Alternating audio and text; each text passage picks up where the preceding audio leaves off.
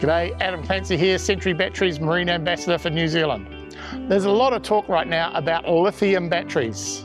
Faster, lighter, smarter, but are they right for your boat setup? Let's take a look at a few of the pros and cons and see if they meet your needs. Most boats run on lead acid or AGM batteries. Tough, reliable and affordable. These are perfect for sounders, lights and general boating.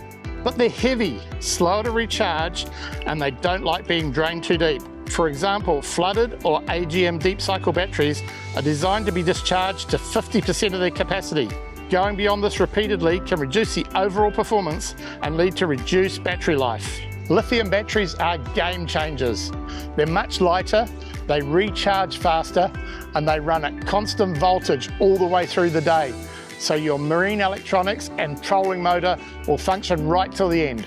If you're running a 12-volt electric trolling motor, the Century Lithiums are ideal, lightweight and reliable.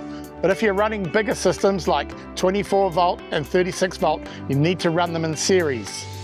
The key is to make sure they're matched and designed for series use, and Century Lithiums are designed for just that. Century Lithium Pro batteries have an IP65 rating, which provides protection against dust, dirt and low pressure water jets from any direction.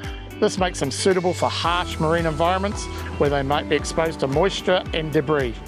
If you're upgrading your setup, you've got an electric trolling motor or spend long days on the water, a lithium is a great investment. But always match your battery to your system and get good advice before you buy. For smaller boats with a single battery, a good quality lead acid or AGM battery still does a solid job. Century's got you covered, from traditional lead acid batteries to the latest lithiums, all built tough for marine use. Check them out online or at your local dealer.